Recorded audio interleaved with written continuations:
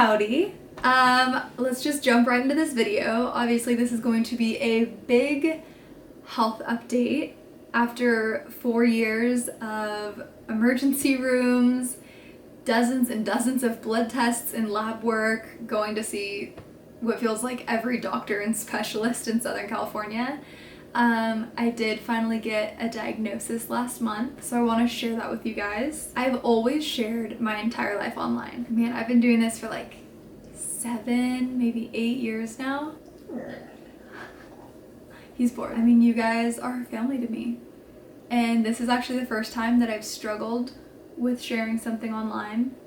I think I had to come to terms with what's going on with my body, and I had to grieve a little bit. And I think I'm getting through the end of that grieving process, and I'm finally ready to share. And I want to be as open and transparent as possible because I am sure that there are a lot of people that struggle with this disease as well. So with all that being said, last month I was diagnosed with an autoimmune disease. An autoimmune disease is basically your immune system, the thing that is supposed to protect you from colds, flus, viruses, all of those bad icky things. Mine basically declared war on my body, and instead of attacking colds and flus and viruses, my immune system is attacking me. So it's going after my tissue, my cells, trying to kill them off right now, and that has led to a plethora of issues, very painful issues. When I was diagnosed with that, I was also diagnosed with a leaky gut. So the lining of my gut is actually leaking. If you picture your gut lining kind of being like connected, there's no gaps or holes or any way for anything to get through. Mine kind of looks like that right now. So what that means is toxins and bacteria are getting into my bloodstream where they don't belong.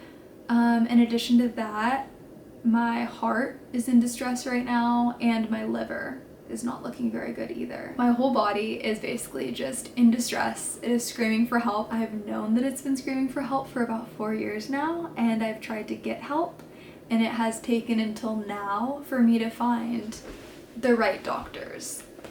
Everything started about 4 years ago. It started off with smaller symptoms, you know, fatigue, exhaustion, inflammation, and what sucks is, you know, those could be symptoms of like anything. You know, it could be like, oh, you're growing, you're on your period, you're sick. I mean, those are the symptoms to literally everything. So that is why I also had such a hard time getting to the bottom of this. The first like really weird symptom is I would get these rashes that would welt up. They'd be like about this thick, just like coming off my body. They were red, they were huge. They would itch like crazy and they would bleed. And this is when I started really going to doctors, and I was like, hey, what's going on? I went to an incredible hospital. I went to their dermatology unit, and they couldn't figure it out. They were like, well, it's not bacterial, it's not fungal, it's not eczema. We don't know what it is. Here's some steroid cream, go home. And that will be the theme of what continued to transpire over the last 4 years. As I developed more symptoms and as they got worse, I kept going into doctors, I kept having hope, and I kept just having doors shut in my face. And that was definitely one of the hardest parts of this whole process, is no one like believed me. Like no one thought anything was wrong with me. And I know that this is happening to so many people, and that's why I want to share this story and be so open and transparent about it. Because it took me 4 years to get help, and that's with having a mom that works in a hospital that was able to kind of be like, like it looks like this might be wrong, or I've heard good things about this physician in the community. So I'm like, I can't imagine how much longer it can take other people to get to the bottom of things. I basically just kept going in, and then a lot of the lab work and blood tests that they would do, they were very black and white. They didn't check for a lot of things. They just kind of checked for like thyroid and some other stuff. I later found out, because I have so much inflammation in my body, the inflammation actually kind of sits on top of your cells, and it made a lot of my lab work incorrect. So you can't actually get to the bottom of what my thyroid looks like when it's covered in a thick layer of inflammation. I kept going to doctors. I actually was getting to the point where I was giving up, and I was like, I guess this is just my life. I guess I'm gonna be in chronic pain, and have these weird sleeping issues and have these weird fatigue issues forever. Like, I guess this is just it. You know, no matter what I tried, I couldn't change anything. And I mean, after 4 years, I just felt so beaten down, so unheard, so uncared for.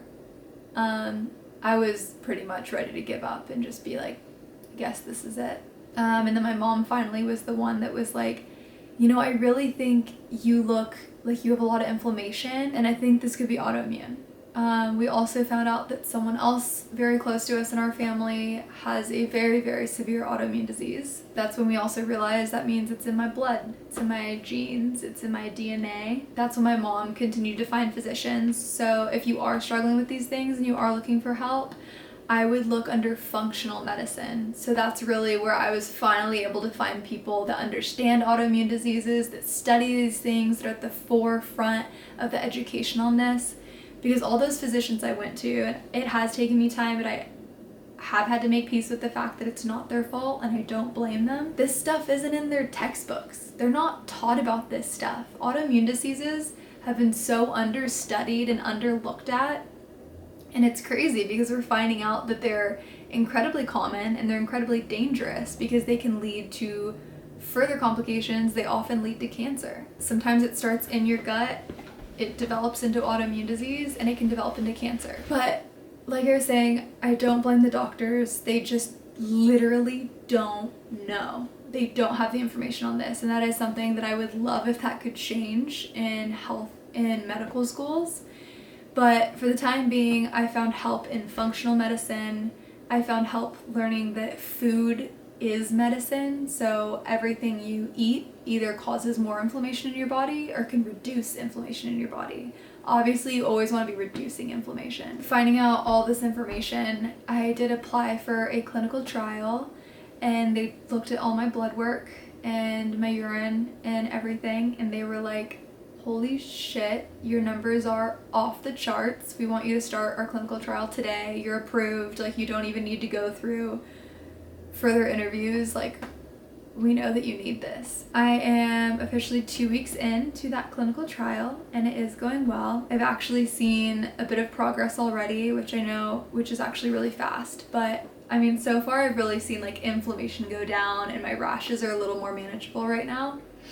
But their whole model really is food is medicine and healing yourself in a very natural way. When I got all these tests back, I went to 3 different functional medicine doctors because I wanted to get different opinions. I wanted to make sure I was being diagnosed correctly. I wanted to, see what everyone's game plan was and which one I felt I should go with. But I had a very serious conversation with all 3 of them. I had the conversation that this can very easily and quickly evolve into something else. So the way my labs are looking and my numbers and how bad they are, they did tell me, cancer and heart disease could be next for you in the next couple years if you don't change things like today. It is scary because not only is autoimmune chronic, which means it lasts your whole lifetime, but I'm also now at a bigger risk for these other very, very scary diseases. But that is why it is important to change.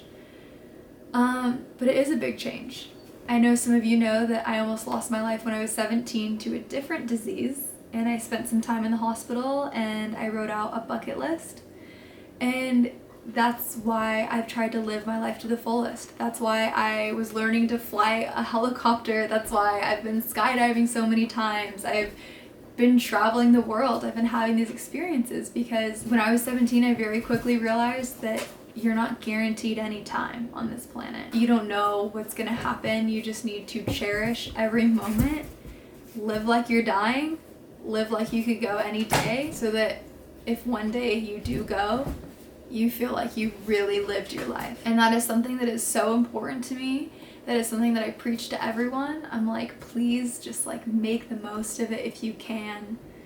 And I'm so glad I did that because life is gonna look a bit different now. And that's not to say that I won't be able to travel and go have these cool experiences. I'm sure I'll be able to do that again. But, I have to look at food a completely different way. I have to manage my stress. I'm someone who's very prone to stress. I'm constantly stressed. I'm just someone who's so passionate about everything I do. I care so much. I stress. You know, I'm like constantly thinking about YouTube, my business, hugs, shout out hugs. I'm constantly thinking like, how do I make these things better? Like, what do I do? You know, I care so much about them that I'm just constantly kind of in a loop in my head, stressing out about things. And then, of course, there's other factors in my life that have been and still are currently very, very stressful in my personal life. But stress, there's something about it that just really messes with your body, messes with your gut. I'm sure I'll get to start living my life the way I want to again. But for now, I do need to make big changes. I need to change my relationship with food. Gluten and dairy are foods that I will never touch again. Thankfully, a lot of autoimmune diseases can be handled by being very careful about what you eat, being careful about the products that you're around. So your household cleaners, your makeup, your skincare, hair care, everything being non-toxic, managing your stress levels, really focusing in on your mental health, your physical health, proper exercise. So all of these things you can learn to manage an autoimmune disorder. But, you know, at 26, like, I was angry. I don't want to have to not be able to do these things. And while I'm in this clinical trial, you know, there's a lot of things I can't do. For 4 months, basically, all I can have is bone broth and cooked vegetables. After the first 30 days, I can introduce some fruit, and then another 30 days later, I can introduce something else, and I'll have to learn what my body can tolerate. So thankfully, like, my gut lining can be healed, and by reducing inflammation in my body, that'll take a lot of stress off of my heart and liver. So, like, yes, there is a lot of good news, but also, like, it is a serious diagnosis, like, it is scary. And it will impact the rest of my life. One of the other hardest things about autoimmune diseases is because it is so understudied and not many people even know what it is, most people haven't even heard of it, you can't see it. I feel like a lot of people just discount it and don't take it seriously, and that's happened to me a lot where I've had to explain to workout trainers like, hey, I can't go at the full level that someone else can. However much energy it takes someone without an autoimmune disease to get through the day, to get through a workout, my body is working 2 to 3 times harder. My heart rate is going 2 to 3 times faster, just to like keep me alive and going through the day.